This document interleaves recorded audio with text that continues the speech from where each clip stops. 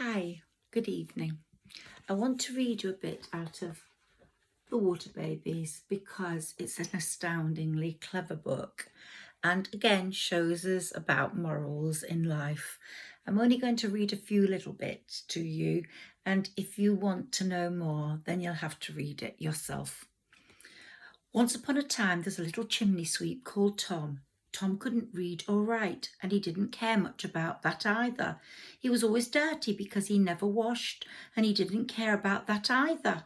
What he did mind was when his master beat him every day of his life, and when the soot got in his eyes and made them smart and sting. Tom's master was Mr. Grimes, the meanest, cruelest bully in the whole land. Mr. Grimes spent all the money Tom earned for him on himself and on tobacco for his pipe. So there we go. We've got Tom following Mr. Grimes, who's sitting on a donkey, and poor Tom has to walk all the way. And Tom has to do all the work. Tom is always up and down every single chimney. Mr. Grimes does nothing. And poor little Tom is filthy and dirty. Tom stopped counting all the chimneys he swept that morning. In the end, he was so tired that he lost his way among them and finally came down the wrong one. He found himself in a room that was all white window curtains, white bed curtains, and white furniture. But it was a little girl in the white bed that made him gasp aloud.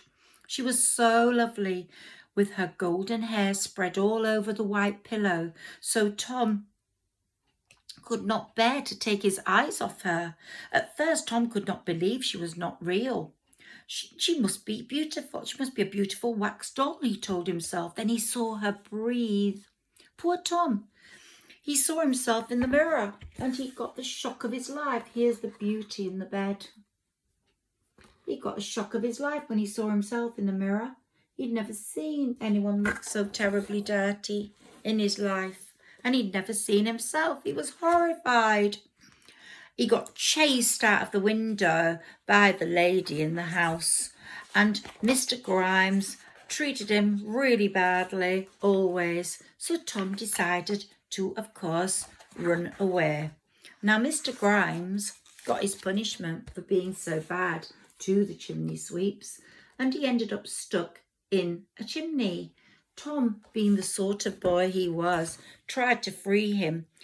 Tom took Mr. Grimes to the fairies, and they took pity on him. They sent him to sweep the ashes out of one of the craters, which was, after all, much better than being stuck fast in a great tall chimney, because the chimney he was caught in just hit him on the head every time he tried to come out.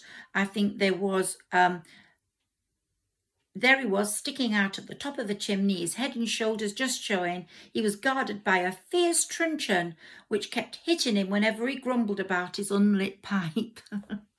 So karma is always at work, children. Don't even ever forget that. How long Tom had been away on his travels, it is hard to say, but in all that time he had never forgotten Ellie, and when he saw her again, he thought she was more beautiful than ever. "You have grown," said Ellie. "And so have you," said Tom. "One day I'll be a proper man and we'll get married. I expect that is just what happened, don't you?" Can you see that picture? These beautiful water babies in love. And there we go. Such a beautiful book.